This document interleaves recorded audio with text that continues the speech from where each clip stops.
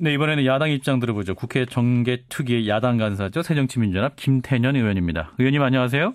네, 반갑습니다. 김태년입니다. 예, 자 선거 획정 기준 마련 시한 지키지 못한 상황인데요. 이런 상황 어떻게 보고 계십니까?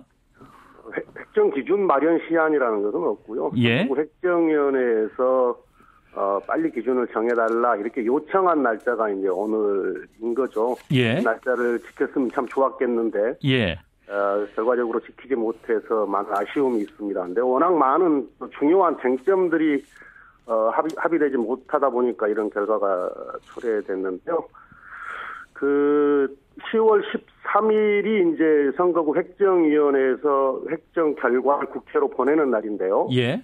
이 날, 이 10월 13일까지 획정할 수 있도록 그렇게 지장이 없도록 획정 기준을 정해서 보내도록 할 생각입니다. 예, 그러니까 정개특위 간사 협상도 15일 만인가요? 약 2주간에 이제 만난 건데 왜 이렇게 여야간 협의가 힘든 건가요?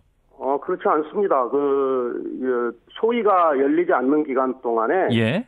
여야 간사 간의 협의는 계속 되어 왔었고요. 예. 왜냐하면 소위를 해봤자 이렇게 똑같은 이야기가 반복되니까 어떻게 보면 여야 간사 간의 소소위 역할을 했던 거죠. 예. 그동안 아무것도 안 했다 이런 것은 오해시고요. 그리고 여야 지도부까지 나서서 협상을 제안하고 뭐 서로 입장을 밝히는 그런 과정이 있었지 않습니까? 예, 근데 핵심적으로 이제 그 오픈 프라이머리와 그 권역별 비례대표제 빅딜 문제가 지금 쟁점인데 지금 여당 입장은 거의 안 해주려고 하는 것 같은데 이게 해결될 수 있을까요? 글쎄요, 어제 기간에도 좀 확인을 했고 어제도 다시 확인을 했습니다만은 우리는 이 정치 개혁을 위해서 지역구도 완화랄지 또는 비례성 강화랄지 공정한 선거 제도랄지 이런 것을 위해서 권역별 비례대표제를 해야 한다 이 기회에 예.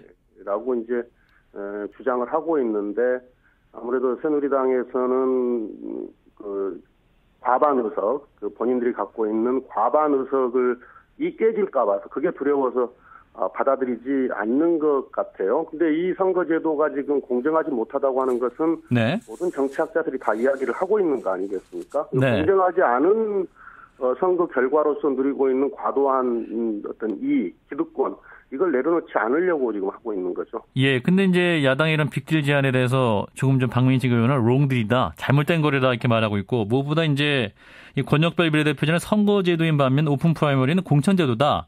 서로 운동장이 다른데 왜 이걸 함께 논의해야 되냐, 별도 논의해야 한다 이런 입장 아닙니까? 그렇습니다. 하나는 공천제도고 또 하나는 선거제도인 건 맞는데요. 예.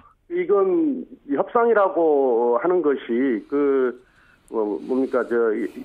양 당이 관심을 갖고 있는 것에 대하여 한 테이블에 올려놓고 그리고 함께 협의를 해야 이게 풀리는 거죠. 이게 예.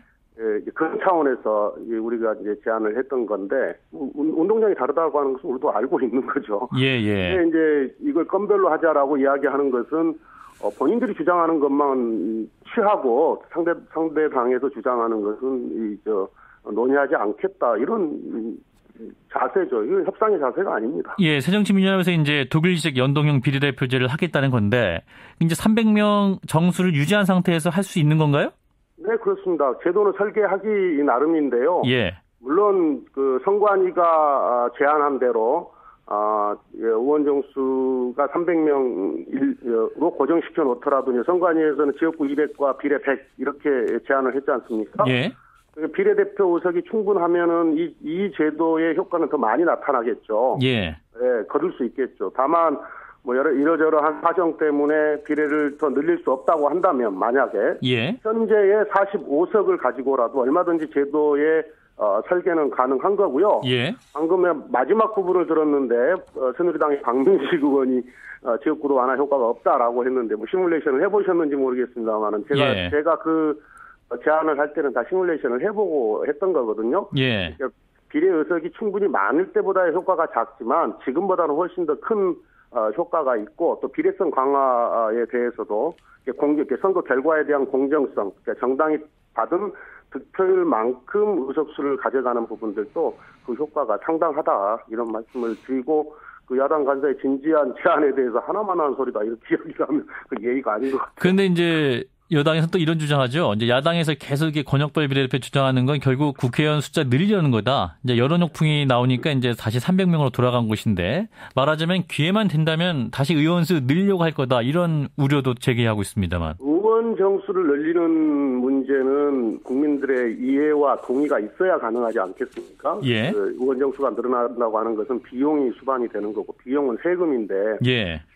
국민들의 이 세금을 내는 주체인 국민들께서 동의하지 않고 이해하지 않으면 어떻게 늘릴 수가 있겠습니까? 그러니까는 의원 정수를 늘릴 수 없다고 한다면 300으로 고정시켜 놓고 우리가 정치 개혁을 위해서 한 발짝으로 더 나아가 보자. 그러면 현재 비례의석과 비례의석이든지 아니면은 지역구를 조금 줄여서 비례를 조금 더 늘려서라도 이 제도를 도입해 보자 이런 취지입니다. 예, 지금 이제 비례대표제 관련해서 여당 내에서는 이제 일본형, 그러니까 병립형 비례대표제를 하자. 이제 병립형은 300석 중에 지금의 54석을 비례대표로 하고 그 54석 범위 내에서 정당 지지율로 이제 비례대표를 나누는 거잖아요.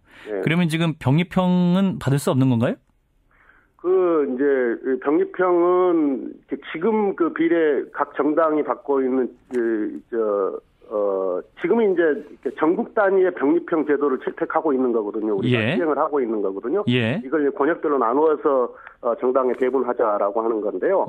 지역구도 완화 효과에는 약간의 도움은 되겠으나 이 정당 득표율에 따른 이 의석수의 일치, 이 효과, 그러니까 그 비례성을 강화하는 데에 있어서는 별로 도움이 되지 않은 제도입니다. 그래서 이 권역별 비례의 확실한 효과, 이 제도의 확실한 효과를 위해서는 연동형이 더 좋겠다 이렇게 말씀을 드립니다. 그러니까 지역구와 비례대표 모두를 어떤 정당 지지율에 따라서 최종 의석수를 맞추는 연동형, 독일식으로 양보할 수는 없다. 계속 연동형을 유지해야 한다 이런 말씀이시군요. 자, 근데 이제 여야 입장이 지금 계속 첨예하게 갈리고 있는데 그 쉬운 것부터 하나하나 푸는 것은 어떤가? 일단 지역구 의석 숫자만이라도 여야가 합의하는 방안이 필요하다 이런 지적도 있습니다만 어떻게 보십니까? 물론 뭐 가능합니다. 근데 이제 이 선거구 획정과 관련해서 저희는 분명하게 입장을 갖고 있습니다. 비례대표 줄일 수 없다. 이런 거죠. 여러 가지 이유 때문에.